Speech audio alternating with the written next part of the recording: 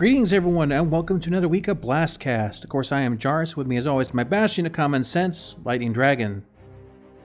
Well, let's go ahead and get started. Of course, 3.0 is now in Evocati's hands, aka my hands. Nobody's hands. There's no hands. That would be a bug report if that was the case. No, so the thing is, of course, we're out there testing things, playing around with things, making sure it all gets ready to go to PTU. Can't, of course, get into it, don't want to violate an NDA.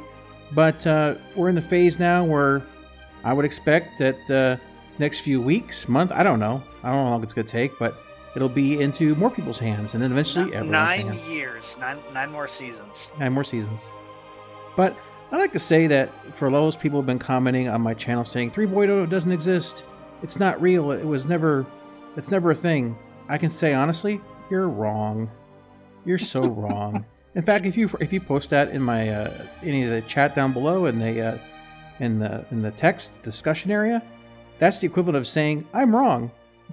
So anyway, let's go ahead and get into it. Now, around the verse this week covered turrets. Now, I wanted to let this go. I didn't want to kind of step back into pacing again after we covered it a few weeks ago, but this was one of the things that I talked about when it came to pacing. It's just so bad. Yeah, and I want to make a clarification before we start. First of all, I've avoided playing with turrets in the Evocati build because I didn't want to taint my impression of what we have here and around the verse, and I didn't want to take a chance of violating my NDA by using in-hand knowledge of what it's actually like. So I'm trying to keep that as neutral as possible. Now, once this recording's done, I'll be on the prowl for other players out there that are at Evocati to actually get my hands on it. And once it goes to PTU and the NDA is lifted, we'll revisit this and I'll tell you what my thoughts are. So let's go ahead and get into turrets and all the revamps and all the things they've done that they think will actually make turrets better. Now, one of the things I do like, before I get into all the things I don't, is I like the fire mode change, where you can have the guns fire alternately as opposed to just both at the same time. I think it's great. I think it's going to help with tracking targets. That's a good move all around. Fantastic. Yeah, we've only had that since X-Wing versus TIE Fighter. I was going to mention that, but I figured, yeah. That's not necessarily new tech, but I liked it in X-Wing versus TIE Fighter. I found what is it? The individual fire, where you fire all in sequence. Yeah, the cycled, and you had the crossfire and the all. Yeah, crossfire was okay, but it punished missed shots, right? And that's not my style. So rapid fire all the way. Okay, so one of the things that when I was looking at the way that turrets operate, I feel it really needs is an indicator giving you an idea of what direction you're facing relative to the position of your ship. A lot of tank games out there will have this kind of thing. Will show you the direction your turret is facing, and it'll show you compared to the orientation of the body. I feel this would actually help gunners kind of knowing where their alignment is, so they can kind of tell maybe where obstacles on their own ship are coming up. And it also kind of needs a direction indicator so that they can see what direction the ship is moving. Another thing that's kind of there that bothered me was that a lot of times they're looking up and whatnot, and all the information like the radar and whatnot is completely gone because it's down in front of you, and it makes it very hard to see exactly what you're working with, what you're aiming for, what you're looking for target wise. So maybe they need another indicator, another radar display up above in a corner or something like that. And or in the helmet? They just have, in the helmet is obviously one of them, which they may or may not be doing. It depends, because that was one of the talks they were having about the new UI. Yeah. But I don't know anything about the new UI. I do know that you can also just have that bar where all the display information is rotate with the camera. So like when you're leaning back or whatever, because as far as I understand, you're actually sitting in a chair that is in like a gyroscope. It rotates and stuff, and that aims for the guns. So can't the display information be attached to that chair and rotate with you at the same time? I mean, we've had rotating ball turrets since World War II. I mean, that's a 1,000 years, and all of a sudden we forget how to make decent turrets. You know, that's a really good point. That's something I hadn't considered, attaching it to the chair. Fantastic point. I like it. The major sticking point, well, one of the two major sticking points I have with what I saw here was that it appears that the vertical movement on the turrets is done with a one-to-one relative mode kind of configuration. The left and right is done with a very small virtual stick / interactive mode that actually gimbals the weapons a little bit before the turret moves. So basically a gimbal on your gimbal. Now the problem I have with this is that basically you're mixing two types of controls, a virtual stick and relative, at the same time. It's not consistent. Plus, I don't like the slop.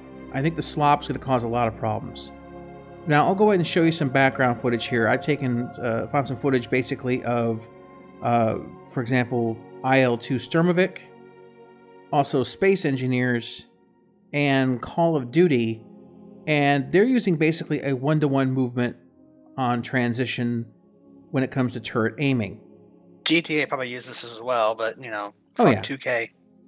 Now, how you can adjust turrets if they're getting to be too powerful or whatever, outside of gun size, if you want to tweak it, you can adjust actually rotation rates on those turrets. And in fact, creating a system that would have adjustable rotation rates, you could actually have turret upgrades where players could replace turrets on ships for faster moving, faster accelerating models. Just future down the road upgrades. But I think the idea, as I said, looking at this, having this IM mode mixed with a relative mode is sloppy. It really is. And I don't think it's going to do much for anybody. I'm just not impressed with it. I'm sorry. I look at it and it doesn't make me happy. I just see it as a reduction of the slop that was there, but the slop is still present. Can we talk about the thing that I want to talk about? It's real obvious. We already talked about it. Go for it. When you're watching the video of the CIG guys flying the ships, if you watch closely enough, one, you're going to notice that the ships are flying pretty slow. They're not really doing any hard maneuvers. And they're editing out a lot of stuff to battle. In one of the things, I don't know what timestamp will be in our video, but the video that I was watching that Jar's kind of snipped together so that I don't have to watch all the bullcrap, because I did not want to watch around the verse. I just don't. I just can't care half the time. But there's one of the times when they're flying the Connie, and maybe you can sync this to get it right, where he's turning the gun, like following this target towards like the front of the ship, it really looks like, and all of a sudden it looks like the pilot jerks the ship really hard and they cut away. Oh yeah, the Cutlass, when he's flying the Cutlass. Was it yeah, the Cutlass did it too, but the Cutlass one, after watching that one like a second or third time, probably more like a third or a fourth time, it looked like it wasn't exactly what was going on. There was something else that happened there. It didn't look like a pilot jerk, but still, if the ships are really close, for one, they can't hit anything, and two, the turrets, whatever method they're using to try and shoot these, is not good enough. It makes it really hard and really clunky. I mean, you know, we've played a lot of games where we have turrets and we can just obliterate everything most of the time. You know, when they have it set up that right now, a lot of the turrets there's a lot of blind spots on turrets, and what they've done is they set up this system where basically the turrets will kind of auto adjust to fly up and over the torso of the ship so it doesn't actually shoot the ship itself. Now, I have some problems with this concept because if you have ammo weapons and it just snaps your guns up, you're wasting ammo. Not that I think ammo on turrets is a good idea anyway, but there are some ships that are going to very much make that a reality. The snapping up part, a lot of these times they snap it up way, way wide of the ship. In fact, when they go sideways on the Connie, it doesn't even let you point the guns down anymore, even though clearly the turret should be able to do that. And it kind of creates another blind spot on the sides that wasn't there before. A spot basically where neither the left, no, not the left, but it creates a spot where neither the top nor bottom turret can actually target an enemy that's directly on its side. And they need to refine this if they're going to go this route so that it gets as close as possible. What I would have preferred was that if the guns were going to be aiming at the body, the guns just wouldn't fire. This is something they did in World War II. If the guns turned towards a certain direction, it would hit a device and the guns would be stopped from firing. Now, I don't know if they're doing this for network reasons or simplicity, but if they want to go the route they're going, they really need to make sure that they get as close as possible instead of adding quite a bit to the dead zones of these ships that already have quite a bit of coverage dead zone as it is. But you know what? This is a video game. And you know what video games are really good at? Taking orders. So, in my opinion, well, in my opinion, the easiest solution would be that if the turrets or the weapons on your turrets hit the ship recognizes that, hey, these are my turrets, and takes no damage. How much easier would that be than to write a code that makes it so there's some invisible box that the turrets have to follow? Oh, can't shoot there. And why can't you just have it where they can't hurt the ship you're on? I think they tried that once. I think they had some problems with latency with that or something like that, and it caused issues. So, I mean, just not having the gun fire at all. Basically, like, the way that the guns snap up right now, imagine basically the gun. Yeah, well, just saying, imagine if the guns could track through, but it gets to a certain area and it's treated like a red zone. Like, you can think of like an outline that's in red. It goes, okay, this gun is now crossing this line. It stops firing. And I think I don't like the idea of something taking the control out of my hands when it comes to weaponry. The aiming reticle just snapping up, and I have a real issue with that. It's already hard to track things as it is. I'd rather track an enemy ship through the body with the guns not firing to be ready and in position for the moment when it becomes available to fire again. You know, latency would still be a problem in that regard too, unless it was perfect. Technically, even with this not shooting the area, so even if you have someone in your turret that, well, let's just say they have a terrible connection. So if you had it always fires, okay, well, maybe it doesn't detect that the turrets are firing on one end, so you get phantom damage. Or you have it where it doesn't fire, and the turret doesn't know where it's pointing, so again, you get phantom damage. But if latency is really the problem with this, wouldn't even the little guns popping up still happen if the latency is to a point where it recognizes quote-unquote phantom damage, if that's what they're trying to fix? So it might. So we have three different systems that would all basically do the same thing, but if they had problems with the latency to make the phantom damage and things, wouldn't it not matter which system they use, because obviously lag? Yeah, so, I mean, there's also some latency problems that could come into the mix in this, absolutely.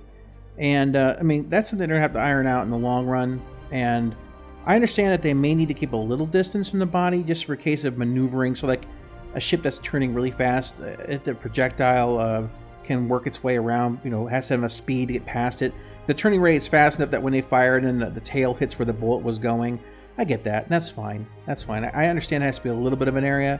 What I'm seeing in there is it's just way too big.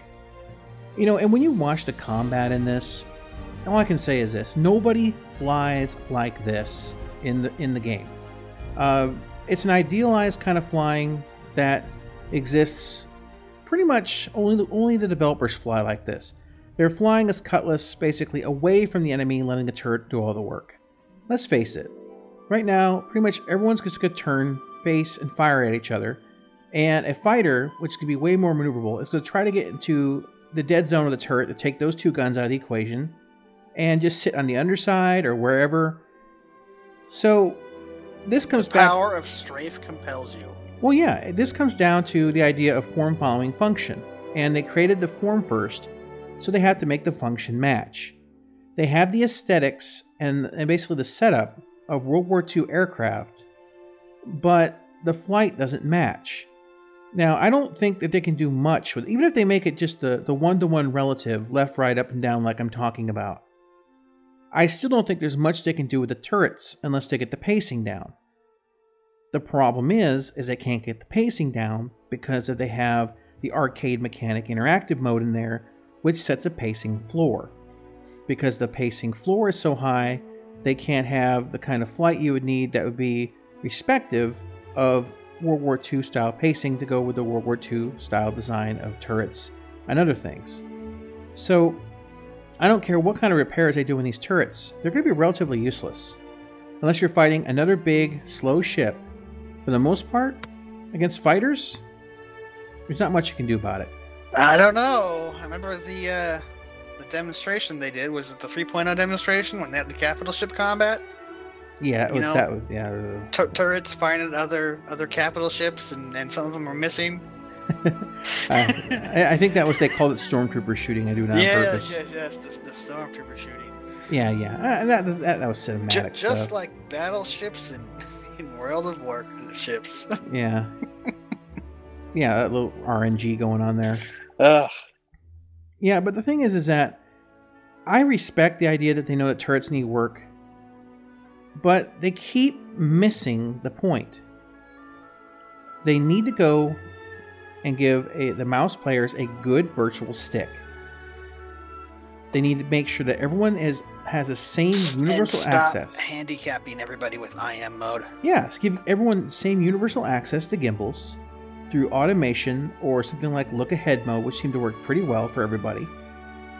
And just let it go at that.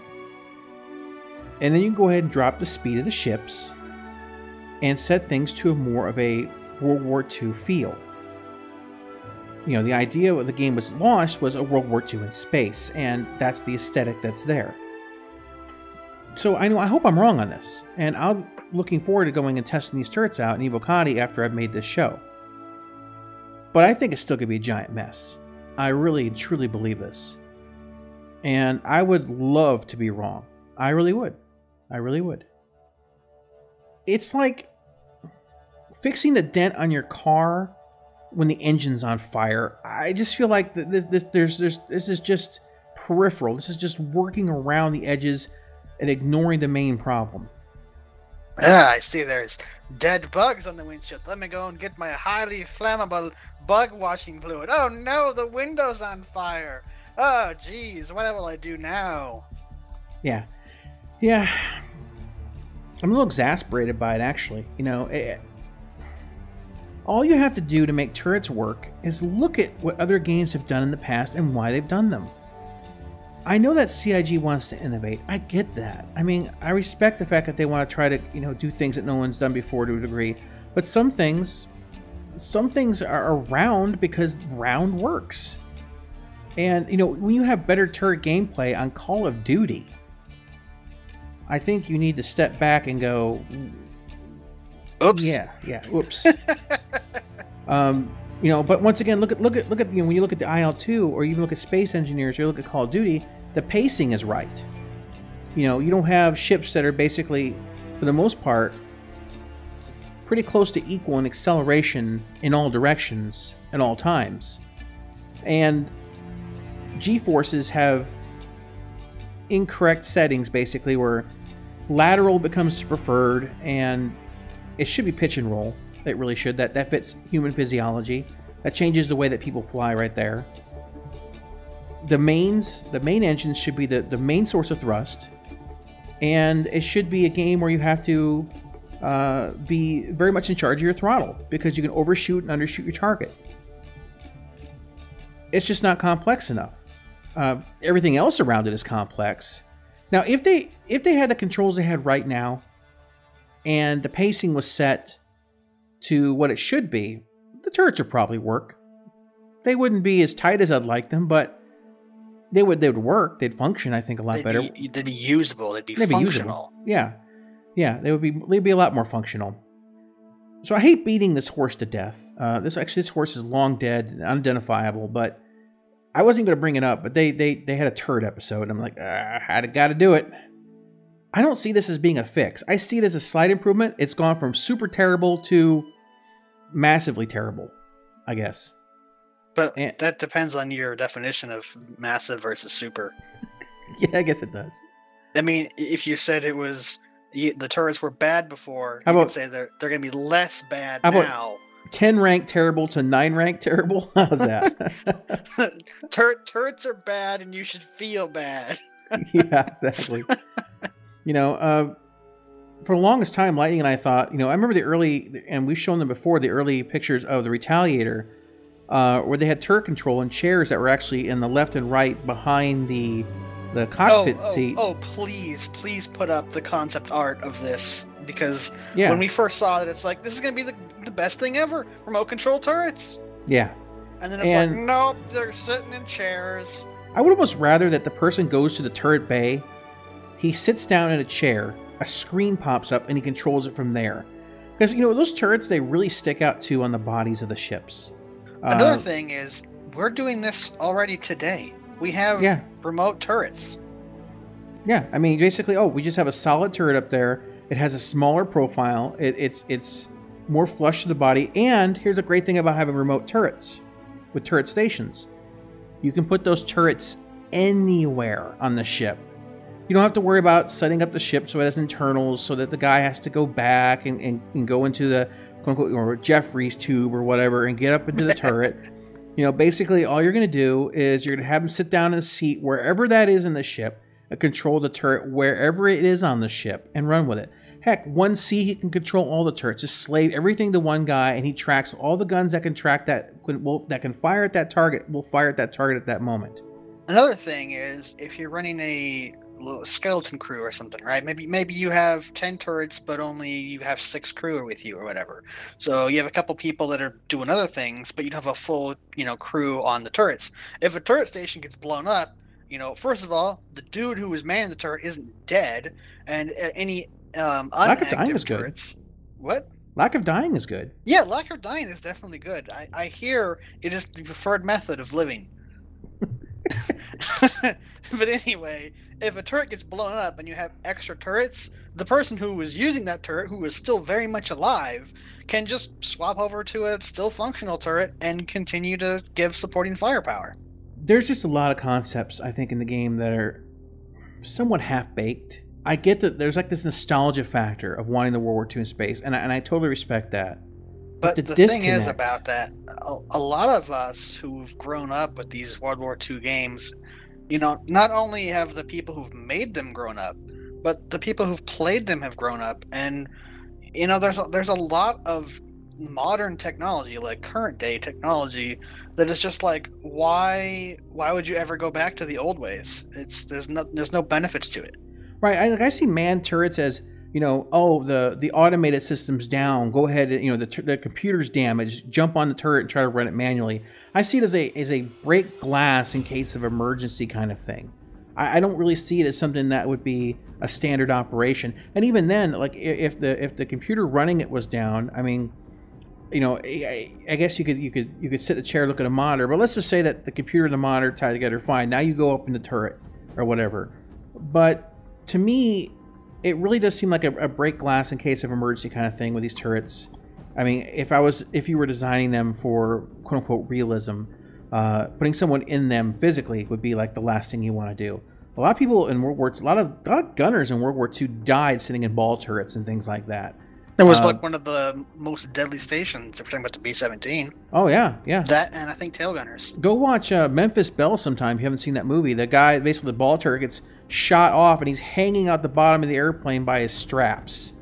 And they have to pull him back in. And, and also the positions like on the turrets, like on the B-17, they're also smarter. I mean, here's a tail gunner way in the back. Not somewhat towards the middle front with two or four gigantic engines in the way. Okay, this is positioning. This is important, and I see a lot of this. And some people say, "Oh, this is for balance." This is how you balance ships out so something's not OP or whatever. But you know what? It's bad design. No one would make it. The military doesn't give a shit about balance. No, they don't. They want the most powerful and efficient weapon and fighting platform they can have. Now, sometimes it comes out to be aesthetically pleasing or quote unquote balanced in some ways when you're talking about like jet fighters and things.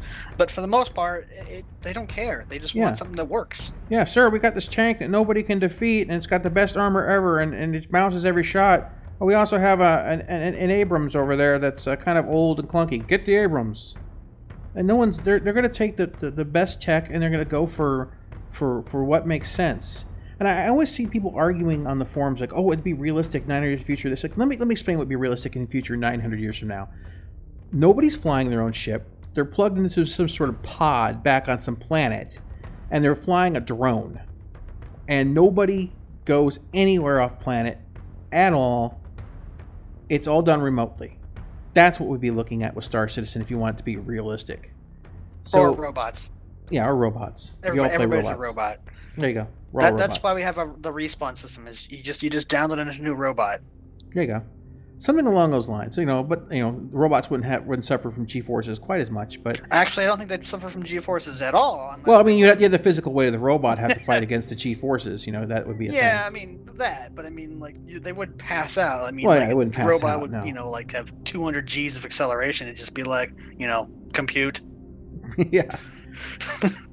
So this comes down to setting the theme for the game, because they've got this split between the arcade style gameplay trying to mesh with the sim gameplay based on World War II in space, which is what Chris has said several times. So I always hear people say, Chris didn't say that. Yes, he did. It's very clear he said that. He said it multiple times.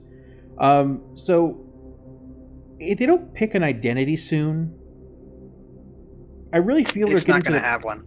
Well, either that's a possibility, or they're going to have to do what War Thunder did eventually, realize we're kind of stuck. We got this group of players over here that want this, and we got this group of players over here that want this. And they have to split the servers because they realize that there's no, they couldn't mesh it. I'm sorry, I just think about something here. Like, all right, everyone, we need to have 2 different control schemes. Oh man, I hate working on controls. So what we're gonna have is just a funny thought I had. If we get split servers, we want arcade controls and we want sim controls, and then people that do controls will be like, oh, but we hate working on controls. Ah, yes, double their work, double their pleasure, double their fun. Double mint gum.